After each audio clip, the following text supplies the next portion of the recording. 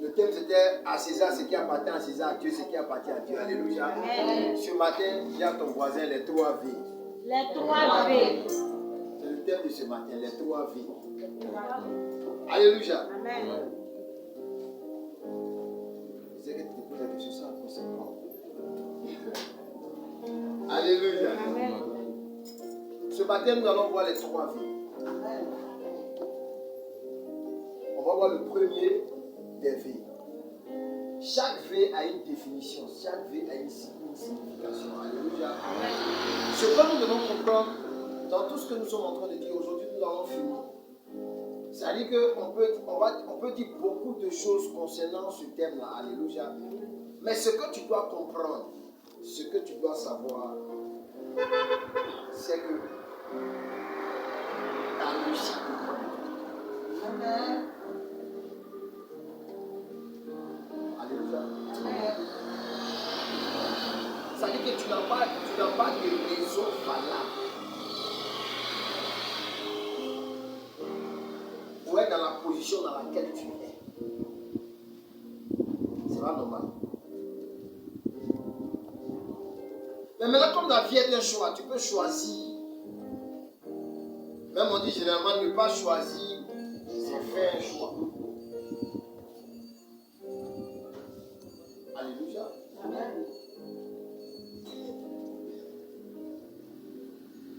Le premier fait que nous allons voir, c'est la vision. Viens avec moi la vision. La vision. Vous savez, toute chose d'abord commence par la vision que nous avons, ou que nous recevons de Dieu. Alléluia. Amen. Dieu nous donne toujours une vision concernant notre destinée. Et même si Dieu ne nous donne pas en songe, mais par ses prophètes, il nous le dit. Alléluia. On a toujours une orientation de notre destinée. Et vous voyez que souvent quand nous sommes petits, à des endroits à l'école, on te demande toujours ce que tu veux devenir, mais celui que tu veux devenir. Pour certains, tu as déjà posé la question, non? Et d'autres ont dit, je veux devenir médecin. Et un autre qu'on a demandé, dit, je veux devenir apprenti de Baka. C'est sûr. Dans tout ce que tu as appris, les apprentis de Baka. Amen. Amen.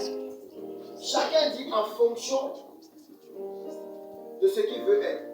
Et ce qu'il veut être, ce n'est pas forcément par rapport à l'argent, c'est par rapport à ce qu'il aime. Généralement, c'est comme ça. Quand on veut devenir médecin, c'est parce qu'on aime la médecine. Alléluia. Amen. Quand une jeune fille veut devenir sage-femme, c'est parce qu'elle aime ce domaine.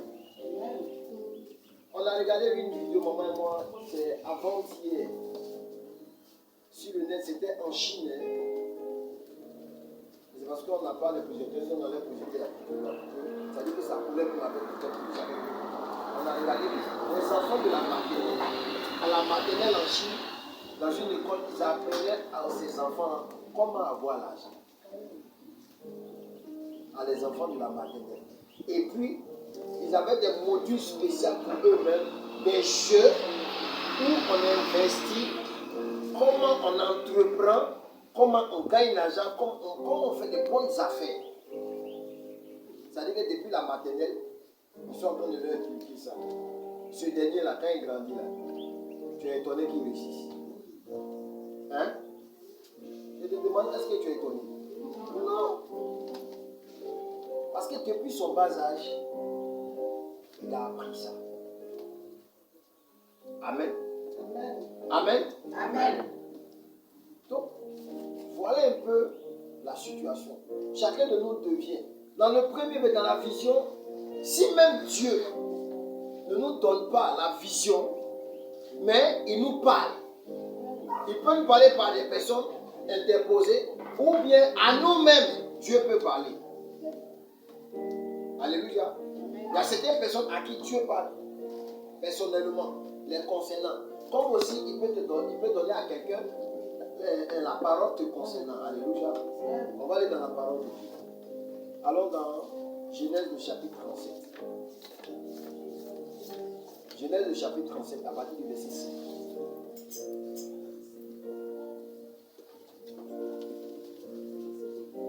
Genèse le chapitre 37. Le chapitre 37, à partir du verset 5.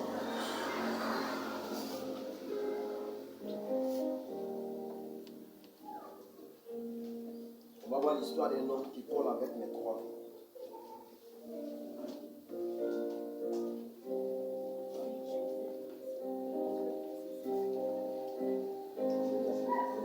À partir du verset 5 à 10. Genèse 37, à partir du verset 7. Joseph eut un songe et il le raconta à ses frères qui le haït encore davantage. Il leur dit, écoutez donc ce songe que j'ai eu. Nous étions alliés des gerbes au milieu des champs. Et voici, ma gerbe se leva et se tint debout. Et vos gerbes l'entourèrent et se prosternèrent devant elle. Ses frères lui disent, est-ce que tu régneras sur nous? Est-ce que tu nous gouverneras? Et il le haït encore davantage à cause de ses songes et à cause de ses paroles. Il eut encore un autre songe et le raconta à ses frères. Il dit, j'ai eu encore un songe, et voici, le soleil, la lune et 11 étoiles se prosternèrent devant moi. Il le raconta à son père et à ses frères. Son père le réprimanda et lui dit, que signifie ce songe que tu as eu? Faut-il que nous venions, moi, ta mère et tes frères, nous prosterner en terre devant toi?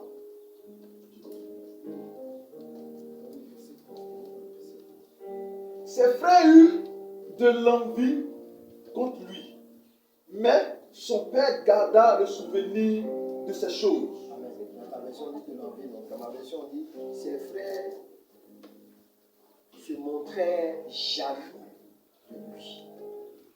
Qui s'est écrit comme ça dans sa version?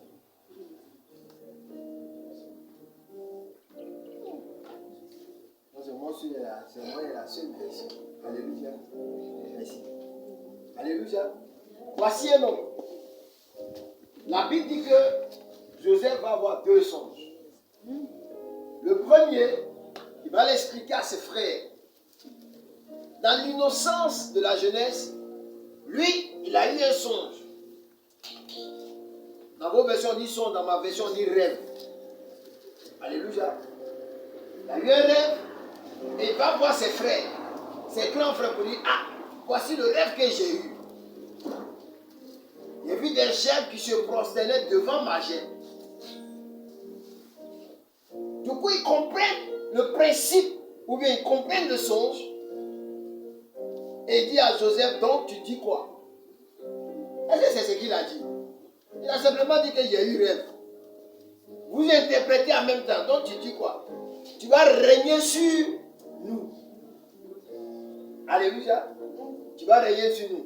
Voilà automatiquement ce que eux ils ont compris du rêve de Joseph. Alléluia. J'ai dit dans les 3 V, le premier V c'est la vision. Dieu te donne d'abord toujours la vision de ta destinée. C'est par là que tout commence. Ce que tu dois devenir, se projette d'abord dans ton esprit, dans ta pensée. Alléluia. Ce que tu dois devenir, il faut que tu te projettes dedans d'abord. Amen. Amen. Ce qui est la vision.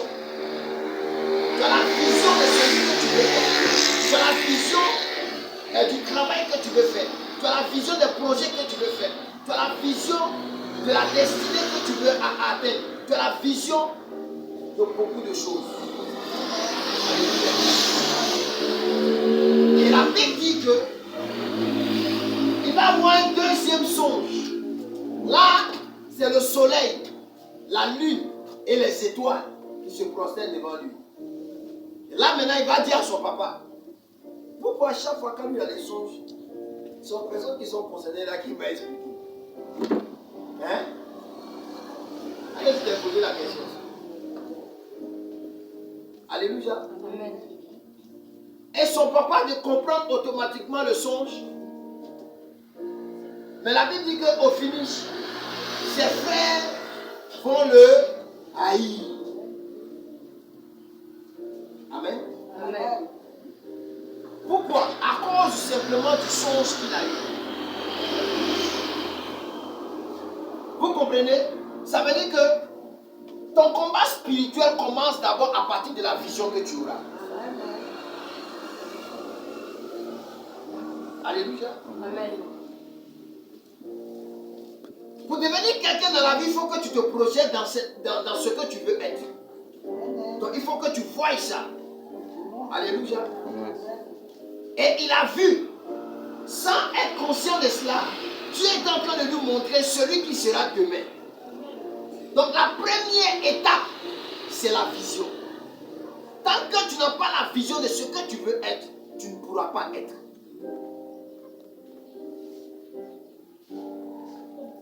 Alléluia. Amen. C'est comme monter une entreprise. Est-ce qu'on se lève dans le hasard ou bien dans le but pour monter une entreprise? Non, on se projette d'abord dans l'entreprise. Et quand on veut monter une entreprise, il y a une organisation. Ça dit que on fait quoi? Je ne sais pas comment je vais vous dire. Mais on conçoit d'abord le projet. C'est pas ça? Et puis après, quand on a conçu le projet, on se donne les moyens de pouvoir l'accomplir. Gloire à Dieu. Amen. Gloire à Dieu. Amen. Donc le premier V, c'est la vision. Il faut toujours avoir la vision de celui que tu veux être. Il faut toujours avoir la vision des choses que tu veux faire. Il faut toujours rêver. Et je vous dis, rêvez grand. Je n'ai même pas entendu un amen. Amen. Si tu rêves à des petites choses, c'est un péché. C'est pas la Bible qui dit, c'est moi qui dis. Voilà, moi tu peux dire la Bible dit ça. Non, non, non. Ne rêvez pas petit. Ceux qui ont des petits rêves deviennent personnes. Ceux qui ont des petits rêves n'aboutissent à rien. Ayez de grands rêves, des rêves fous. Il faut qu'on te dise que tu es fou. Et c'est cette folie-là qui va marquer la différence. Il faut voir grand. Puisque tu as un Dieu à qui rien n'est impossible. C'est ce que je disais la dernière fois. Il dit, je connais les projets que j'ai formulés sur toi. Ce sont des projets de quoi? De paix, de bonheur. Et non de malheur. Il y a une précision de taille dedans. Il te dit qu'il connaît les projets. Le malheur ne fait pas partie du programme de Dieu te concernant.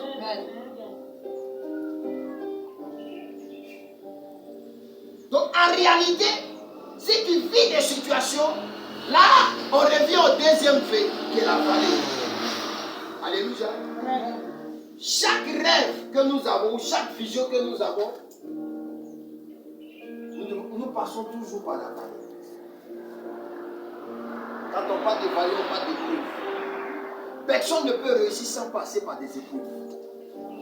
C'est pas possible. C'est que tu as hérité. Sinon, pour te bâtir une fortune, quand tu as ton projet en tête, le temps d'avoir de l'argent, c'est une épreuve pour toi. Le temps de réunir les moyens, là, c'est une épreuve. Ça veut dire que la deuxième chose, c'est la vallée. C'est dans la vallée qu'on apprend à être un homme ou une femme. C'est dans la vallée qu'on apprend à être responsable. C'est dans la vallée qu'on apprend à grandir. Alléluia. Parce que dans la vallée, beaucoup de situations nous arrivent. Et c'est l'état d'esprit que tu as dans la vallée qui détermine ton avenir. Amen. Au fait, ce n'est même pas la vallée même qui est le problème. Mais c'est l'état d'esprit que tu as dans la vallée. C'est comment tu vois, comment tu te comportes dans ce temps d'épreuve-là qui détermine ta réussite. Prenons le même chapitre de Genèse 37 ans, même pas, jusqu'à partir du verset 12.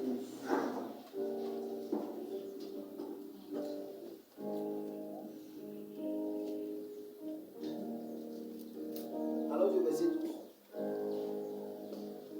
Les frères de Joseph étant allés à Sichem pour faire paître le troupeau de leur père, Israël dit à Joseph, tes frères ne font-ils pas paître le troupeau à Sichem? Viens, je veux t'envoyer vers eux.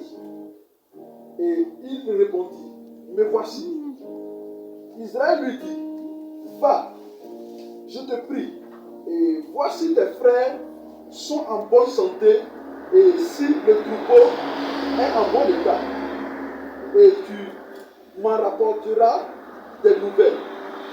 Il l'envoya ainsi dans la vallée d'Hébron. Et Joseph alla à Sichem. Un homme le rencontra, comme il errait dans les champs.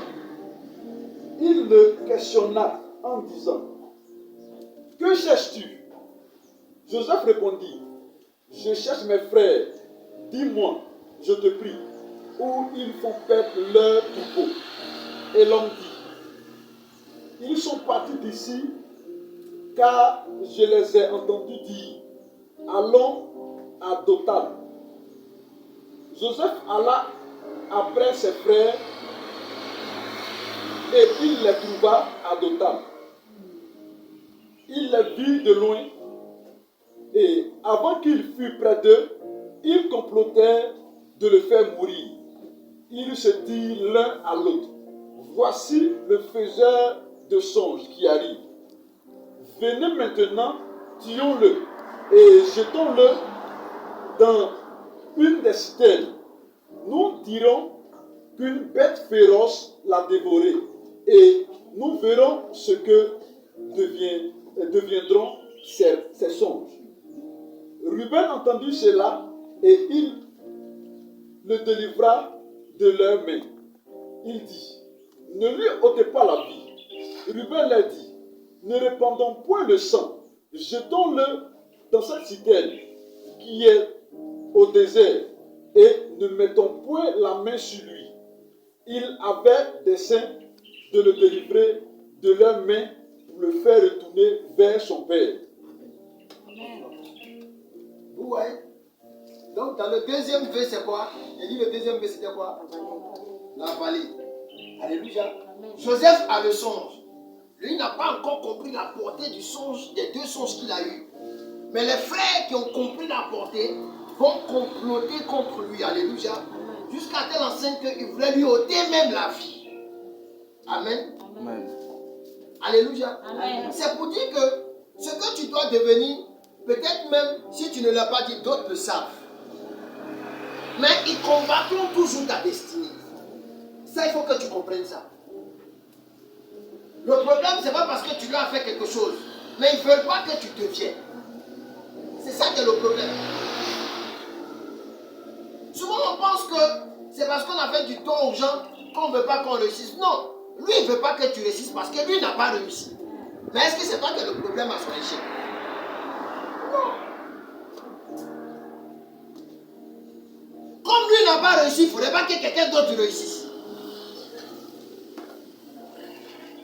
Est-ce que c'est la faute à Joseph si Dieu lui a montré ses songes? Non.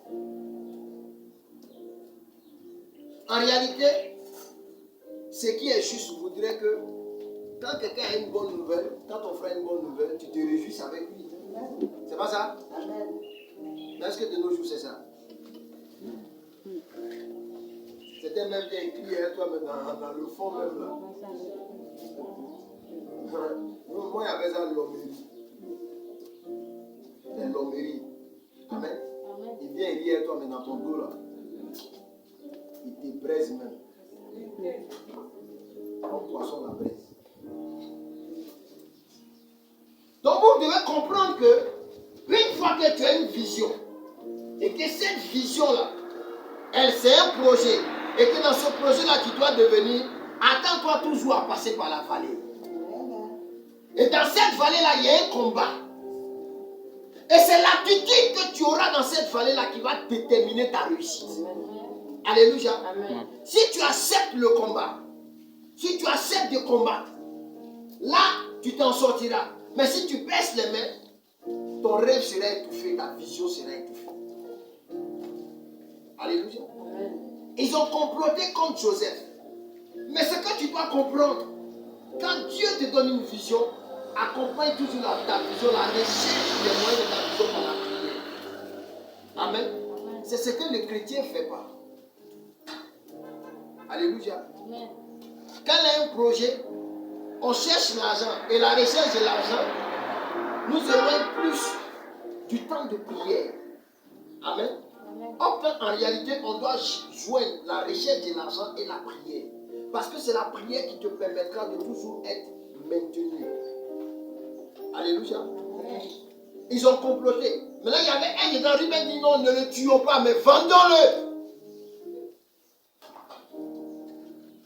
Alléluia. Amen. Ne le tuons pas. Vendons-le.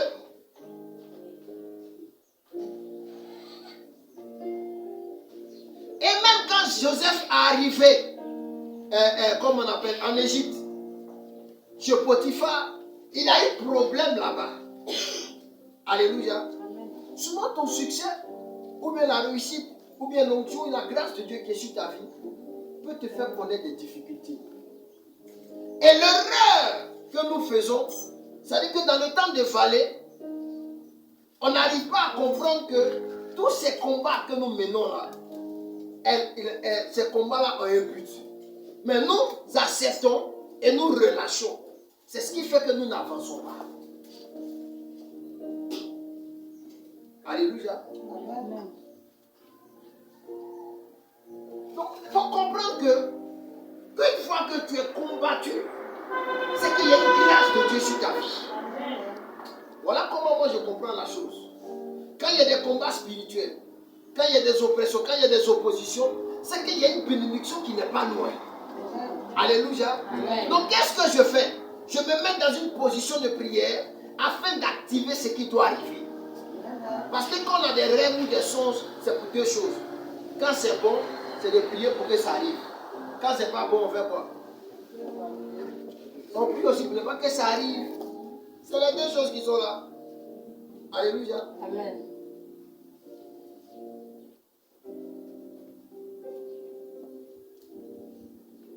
Joseph n'a pas baissé les bras. La Bible dit que même chez Potiphar, la femme de Potiphar a jeté les regards sur lui. Là-bas encore, c'était toujours le temps de vallée.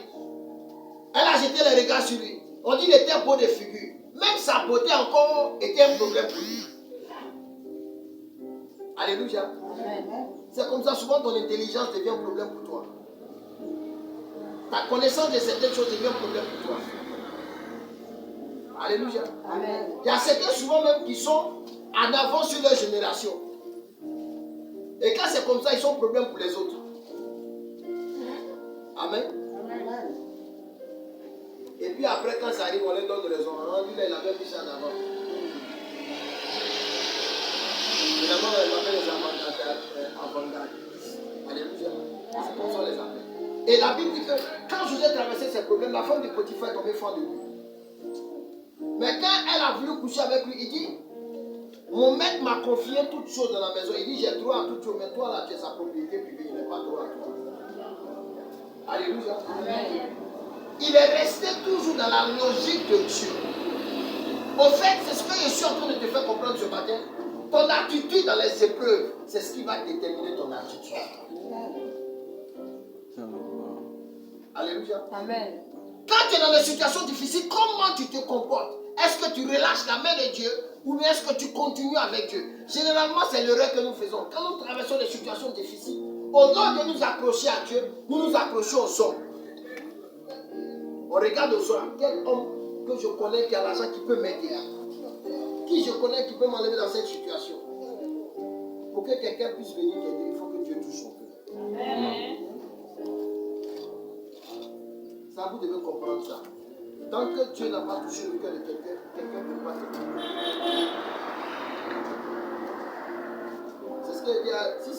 si la clé du paradis là, était dans la main d'un être humain, c'est lui seul qui serait au paradis. Personne n'allait rien.